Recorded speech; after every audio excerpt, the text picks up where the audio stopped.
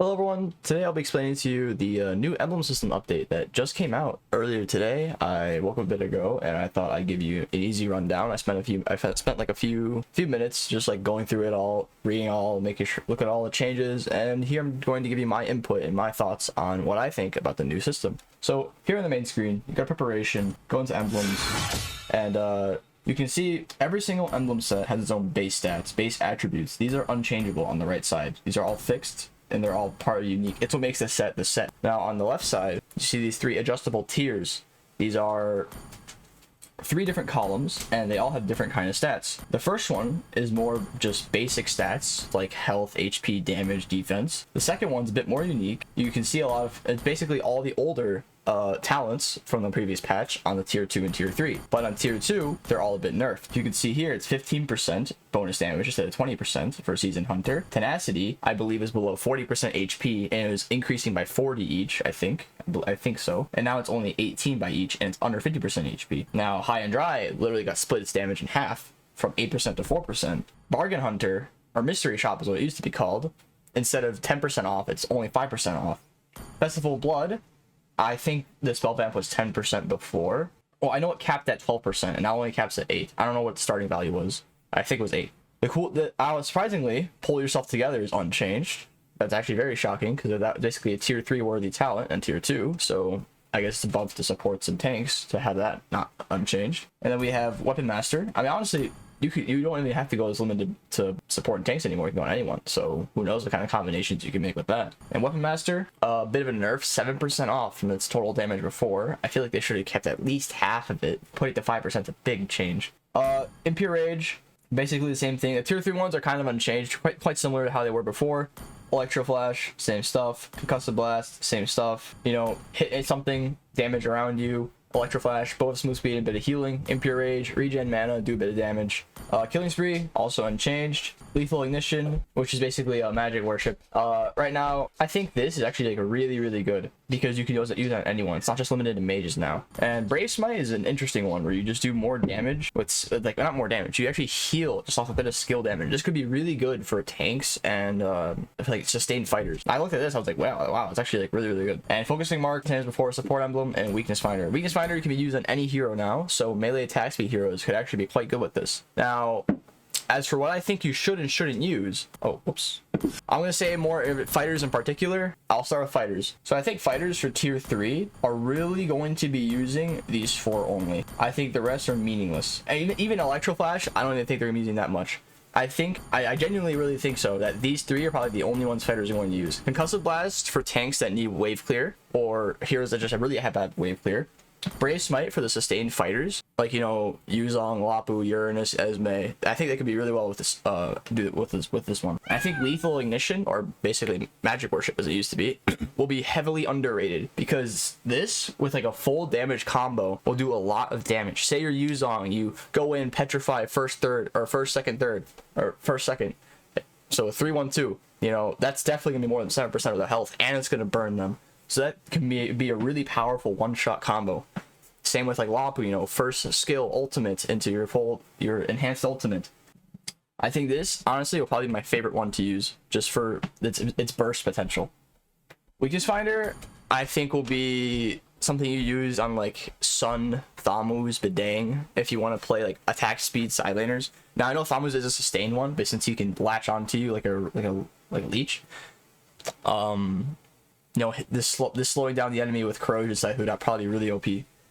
Killing Spree, I think, will be very useless. I don't think any pro will use this, even on assassins, because you don't really play for like the kills. It could be used in your rank games for sure, but if you want to just enhance your own individual potential and not really for snowball, I think you should just ignore this one entirely.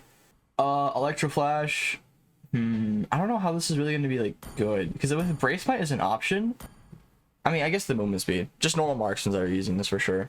So what I think you should use and should not use in the first skill tree, I think you should completely ignore Firmness. This is literally pointless. 6 defense back and forth, like that value is literally nothing. 16 adaptive attack, I think it's okay. I think the best one to use, like unanimously, you should never hesitate, is the 5% extra movement speed. This, in comparison to all these other ones, this like is the best, the best. Maybe in some specific cases for some specialists, you could use these.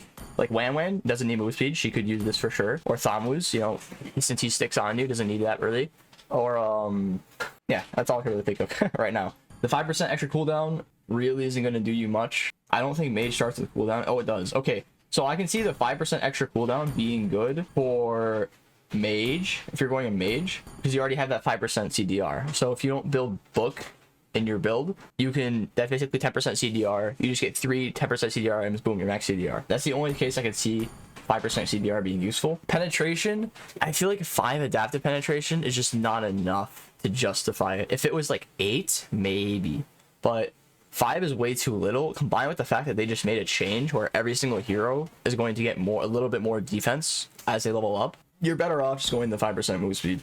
Like 5% move speed is a lot. For those of you who don't know, that is a lot. And since they did remove move speed values, base values, off of the other basic emblems, it's a big difference. It'll make a big difference when you're chasing or running away. It'll make a very big difference. Now for tier 2, I feel like tenacity is like heavily nerfed here because it was 40 up and down before, and it was 40% HP and below, but it was 40 defense. So it being nerfed by half, like wow, that's a big nerf. Now this only being nerfed by 5%, it's still good. Life drain, completely useless, never use this. This completely useless, never use it. Tenacity, I guess only tanks you would use it. Literally only tanks, no one else would use this. I mean, I guess it is a tank emblem, but before it's like you got fighters go this for tankiness, but now don't use it. High and dry really got nerfed. Master Assassin. Since these all are a bit nerfed, I'm trying to think which one's like the least amount of nerf to justify its value. Obviously Season Hunter for junglers. This I guess for tanks. As Master Assassin, I feel like only special cases are basically going to use it now. Because I think, in my opinion, that assassins would rather go Bargain Hunter to get their items faster and snowball faster, rather than the 4% bonus damage, which is almost meaningless. And it is meaningless if, you know, they're in a team fight or something like that. I think Bargain Hunter is probably the best one out of all of these. Even though it's nerfed by half, since you can go it on any hero, it's probably the best one that can be used on any hero that you can just slap this on and like, call it a day. Festival Blood, you know, sustain heroes, spellvamp heroes, nothing really shocking there. Pull yourself together, or I forget what this was called before, but this actually could be used for some interesting combos. Like if you think about it, you get Winter Trunch and Wind in Nature faster, and if you're a marksman, you get your like flicker back faster. Or if you have a very flicker reliant hero, I would say go this. Even though you could go, you know, Bargain Hunter, getting this being the difference between a free 200 gold or not, 200 gold to kill, definitely makes it more worth. I would ignore this entirely. Weapon Master. So basically, Weapon Master, fuck off. Life Drain, fuck off. And then Tenacity, eh. Master Assassin, it's really preference. I'm probably never gonna use it. I would probably never use this. Yeah, I would always probably just go Bargain Hunter on literally everything except for like some fighters or Festival Blood matters. And yeah, that's about it. Oh, the fighter actually starts with 10% spell vamp. That's nice. I didn't see that. So going over all the base values here: 15% attack speed, 5% adaptive attack, life steal. Oh, it starts with life steal. That's nice. Movement speed. This getting 6% movement speed is a lot. So I don't know if you noticed, chat, but I went over this in my last like explanation review video of the new emblem system. Only assassin and support have base movement speed in their emblem system, in their emblems. Before, mages had it. Marksman's had it too in their talent system. They could add move speed, but now only assassin and support does. What this means is that assassin and supports will just going this emblem will mean you can chase and run away a lot faster compared to normal. And on top, if you add the agility talent or emblem, it will make a big difference in comparison to someone who goes as mage and does not go the movement speed emblem. You'll have 11% more move speed here, and you'll have 9% or 8% more move speed with the assassin. That's a big difference. You can definitely you'll be able to notice chasing someone or not. And then I think they added a new item, magic. Yeah, this item. I don't know who he told me it was bad, but whatever.